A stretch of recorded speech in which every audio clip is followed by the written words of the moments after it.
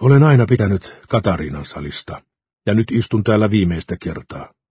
Olen pyytänyt Brezhneviltä hetken virallisten neuvottelujen jälkeen, ja hän on väsymyksestään ja sairaudestaan huolimatta suostunut siihen.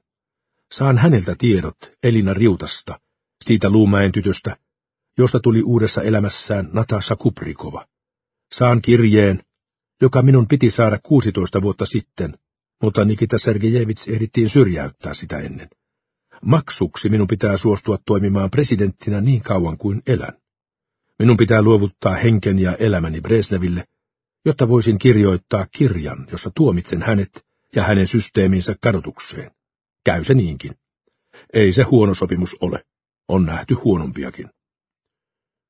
Tuossa istuu vastapäätä Brezhnev, tämä sydämetön mulkku, ja hänen vierellään Gromyko, jonka suonissa virtaa kylmää kommunikeaa.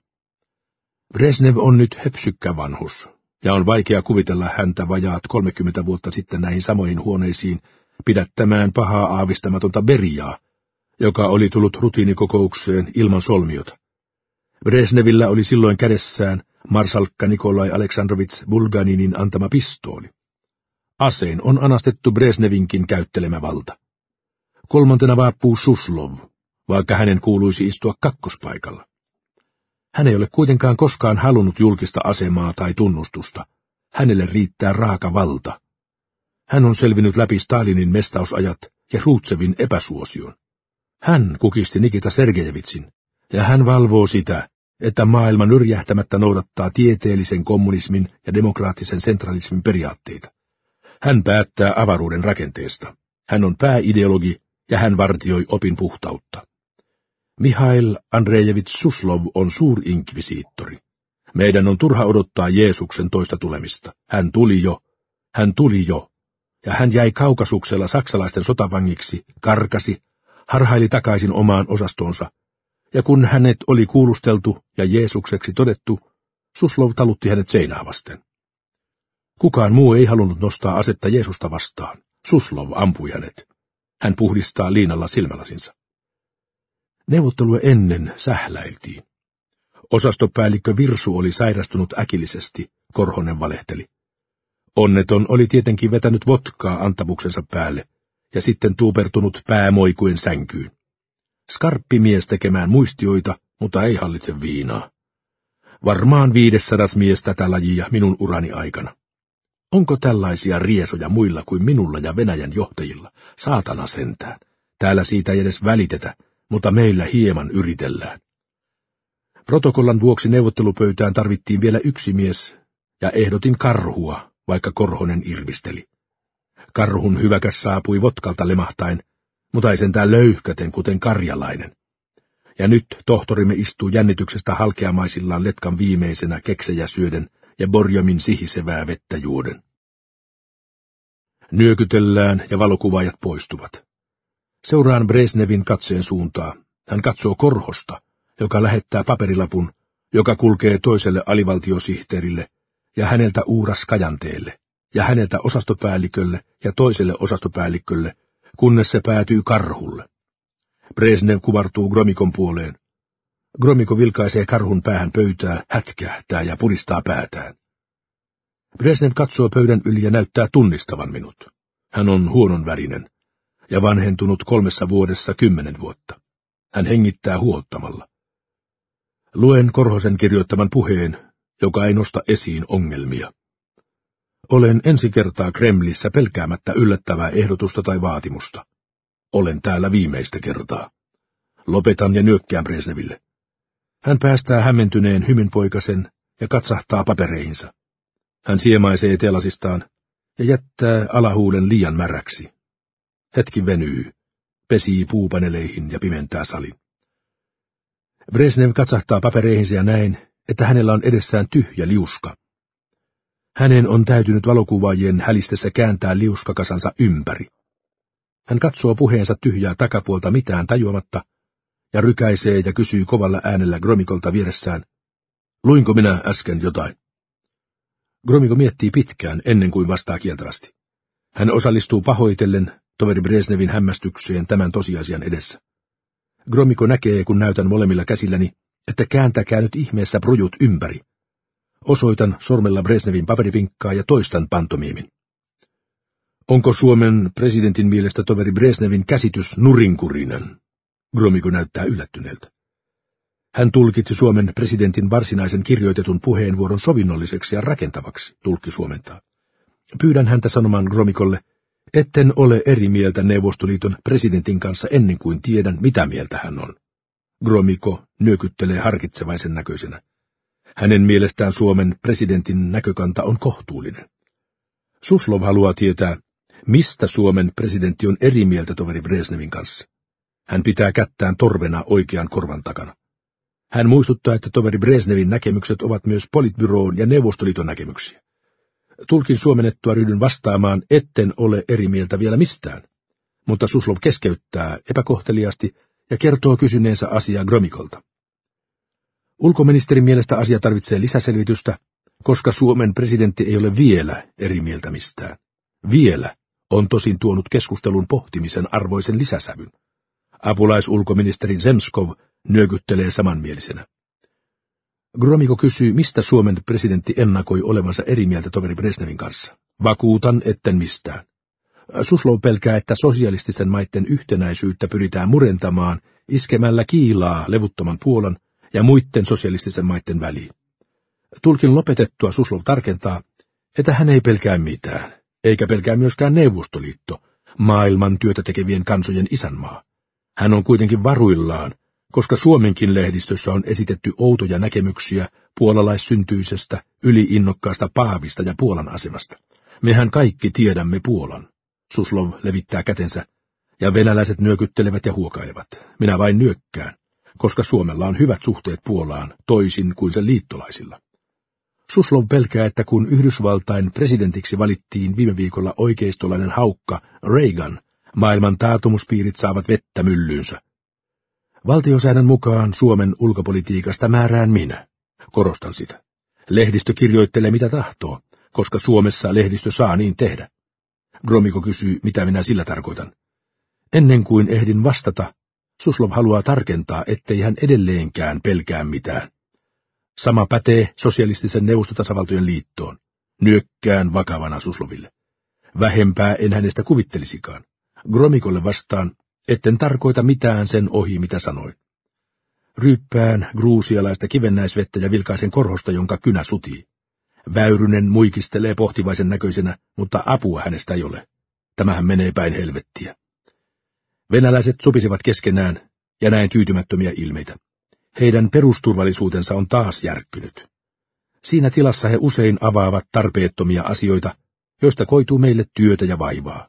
Kaulus märkänä odotan, mihin suuntaan keskustelu holtitta ryntää. Tapahtuu aivan tavatonta. Join kahvia vierassiivessä, koska olin oppinut amerikkalaisista elokuvista sen selventävän. Korhonen tuli kertomaan leveän ja korkean Kremlin käytävän kutistamana, että minun pitäisi tulla mukaan neuvotteluun. Hän veti syvään henkeä, mutta ennen kuin hän ehti raivostua, kerroin juoneeni pakon edessä. Hän uskoi. Seurasin alivaltiosihteeriä Katarinan saliin, jonka olin nähnyt monissa lehti- ja televisiokuvissa. Olin silittää kiiltävää pöytää, kun mietin, keitä kaikkia oli sen ympärillä istunut. Venäläiset tulivat jonona toisesta ovesta. Brezhnev istui hankalasti ja tarvitsi toimenpiteeseen 2 miehen apua. Osastopäällikkö Karanko kuiskasi, etten saanut puhua enkä liikkua. Hengittämällä hiljaa pysyin valtuuksieni rajoissa. Karanko ojensi hetken kuluttua lapun, ja näin postipoikuuden harmittavan häntä. Avasin taitetun liuskan, jonka päälle oli kirjoitettu sukunimeni, Jura. Näitkö käytävällä saliin päin tullessa vasemmalla 3. vartiosotilaan? Katso lähtiessä. Yritä haista vähemmän. Älä esitä venäläisille ultimaatumia. Silloin sujuu hyvin. Korhonen. Nostin katseen ja näin kaikkien venäläisten tuijottavan minua. Taitoin paperin povitaskuun ja koitin näyttää luontevalta. Vaatisinko nyt Viipuria ja Kalastajasaarentoa takaisin? Julistaisinko sodan? Lotka hoopoili päässäni. Brezhnev pyöritteli rupattelutaitonsa tyhjiin ammentaneena paperipinkkaa, ja näin hänen kääntäneen sen väärinpäin. Presidentti luki puheensa takeltelematta, minkä jälkeen keskusteltiin. Pysyin kärryillä ja tajusin, että keskustelu poukkoili mielipuolisille urille. Ne Matvejenkon maljat Suomen ja Neuvostoliiton ystävyydelle vaikuttivat. Huomasin nousseeni ylös, kun kaikki olivat äkisten vaienneet ja tuijottivat minua. Harpoin Suomen delegaation takaa, kiersin pöydänpään ja ehdin kääntää Brezhnevin pumaskan ympäri, ennen kuin vartiosotilas oven suussa otti huudahtaen askeleen kohti pöytää. Palasin paikalleni. Vartiosotilas tuijotti neuvottamana. Gromyko viittasi häntä palaamaan vahtipaikalleen oven suuhun. Brezhnevin hengitys rahisi. Amerikkalaisten mukaan hänelle asennettiin pari vuotta sitten elektroninen sydäntoiminnan tahdistaja. Se säätelee sydämen lyöntitiheyttä sähköisesti. Hän sairastaa myös kihtiä ja keuhkopyhyä, mutta hänen kelmeistä kunnostaan päätellen ne eivät ole hänen ainoat sairautensa. Pöydän päässä presidentin ja Brezhnevin välissä naksahteli suuri kello. Olin kuulevinani hidasta, kumeaa jyskytystä, kuin Kreml tytisisi Sirkus Maximuksen kokoisen bassukaapin päällä. Maailman keskus. Siinähän se. Puoluejohtaja riemastui ja väri nousi hänen kellanharmaisiin poskiinsa. Hän huohotti mielissään ja kumartui sopertamaan jotain Gromykon korvaan. Ulkoministeri nyökkäsi ymmärtämisen merkiksi ja kuiskasi Susloville. Dominoefekti jatkui pöydän päähän minua vastapäätä istuvaan venäläiseen, joka ojentautui lähemmäs ja kuiskasi kunnioittavasti. Kuka te olette? Tohtori Karhu. Venäläinen lähetti vastauksen samaa reittiä kuin kysymys oli edennyt, mutta päinvastaiseen suuntaan. Doktor Karhu. Brezhnev pölmistyi. Venäläisryhmä katsoi minua, ja sivusilmällä näin suomalaisten tekevän samoin. Nyökkäsin tuijottavalle Brezhneville. Hänen hämmästyksensä läpäisi hänen kasvopanssarinsa. Hänen piirteensä olivat vanhemmiten aasialaistuneet. Hän näytti vanhalta pelokkaalta sirkuskarhulta niinä hetkinä, jolloin hän ei muistanut missä hän oli. Hän vastasi tervehdykseni kohteliaasti ja luki tahattomasti muristen ja äänteitä niellen puheensa, jossa hän luonnehti maittemme suhteita lämpimiksi, kestäviksi ja ongelmattomiksi. Aina 3 adjektiivia, 2 ei riittänyt, 1 oli loukkaus, 4 tuli parodian makua, 3 oli harasoo. Suhteet kelpasivat Brezhnevin mielestä malliksi muille maille. Päätä nyökyteltiin pöydän molemmin puolin ystävällisesti, ja Brezhnev katsoi minuun kuin hyväksyntää vailla. Minä nyökkäsin. Bilateraalinen taivas oli kirkastunut.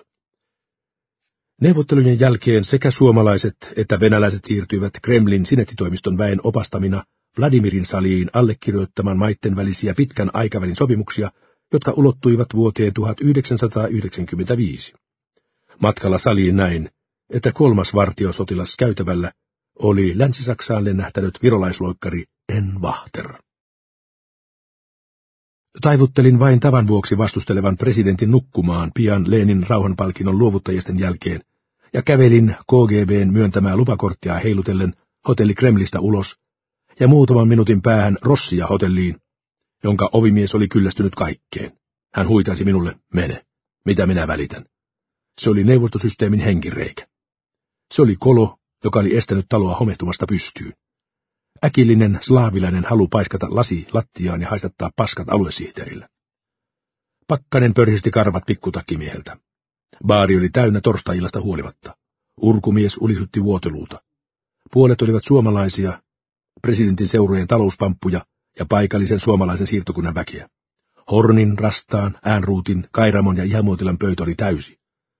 Kauppaneuvos Hemming Rood nousi horjahtaen ylös näkemättä raskaan sarjan teollisuusjohtajien pinnistettyjä ilmeitä. Hän huojahteli baaritiskille ja tarjosi $100 tasarahaa keltaisesta leskestä.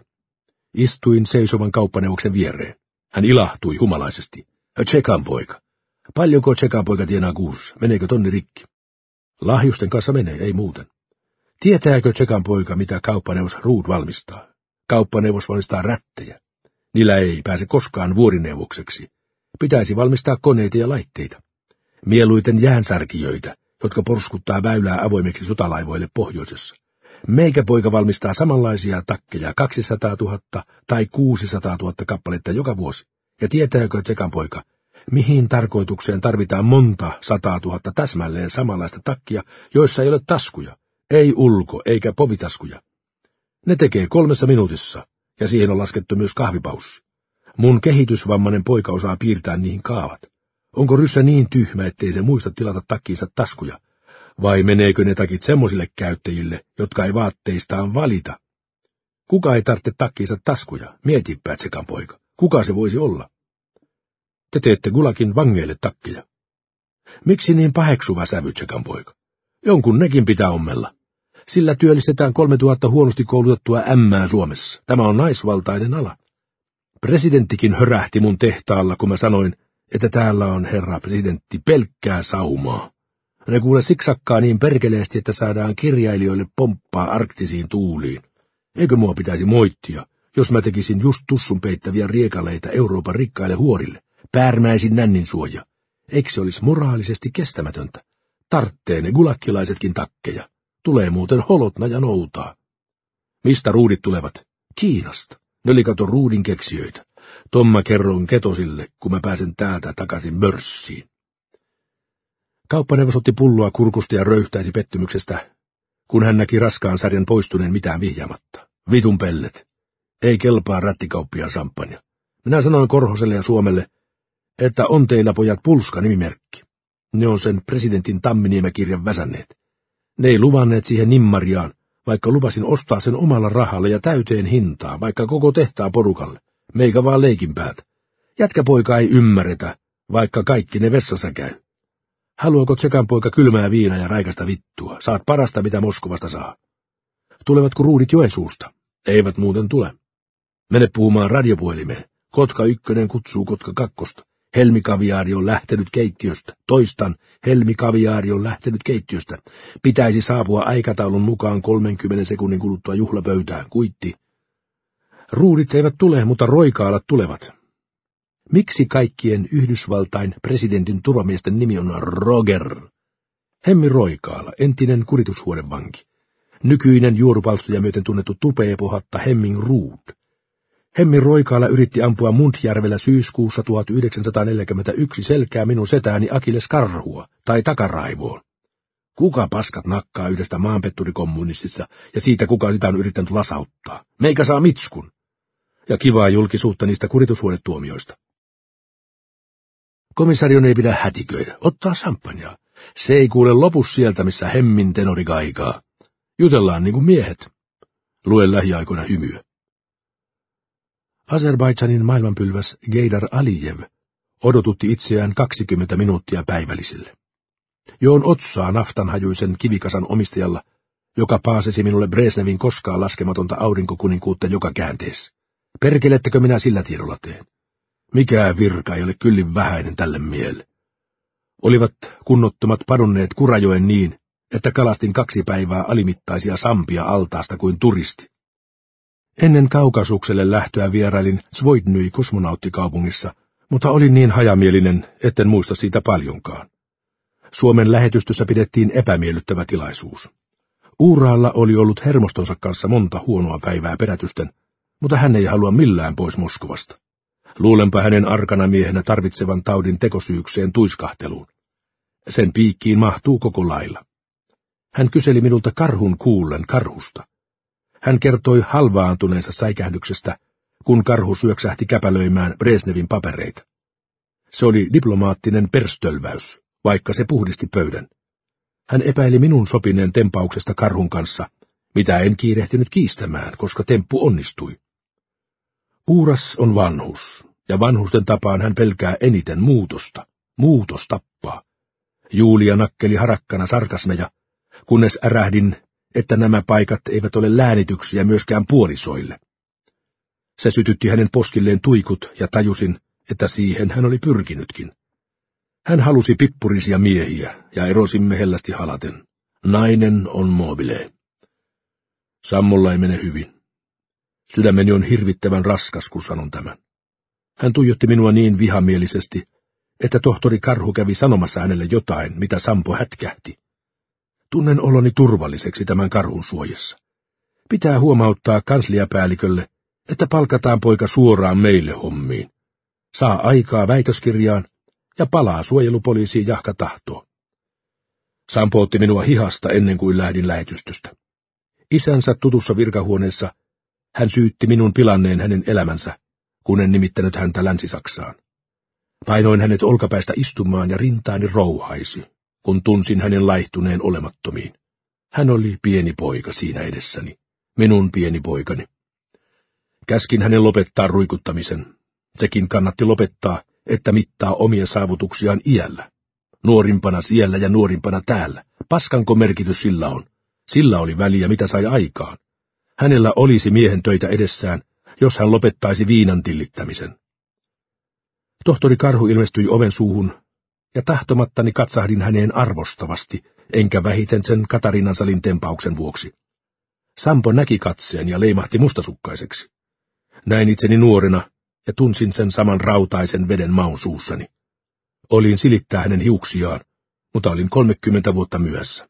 Minulla ei ollut oikeutta. En ollut puhaltanut hänen kolhujaan pois silloin, kun hän oli oikeasti ollut pieni poika. Taputin häntä olalle ja kiitin häntä ulkoministeriön terävimmäksi pääksi. Älä tylsytä sitä. Isänmaa tarvitsee parhaita poikiaan. Tulin äsken kotiin. Taputin pihan tammia ennen kuin tulin sisälle. En palaa enää koskaan Venäjälle. Marraskuu kauhaisee kouransa täyteen räntää ja paiskaa sen vaakasuoraan Tamminiemen salin merenpuoleisiin ikkunoihin. Hämärissä huoneissa tuoksuu vanhuus ja ikävä ja kuolleitten ihmisten kaipaus. En palaa enää koskaan Venäjälle. Se on ohi.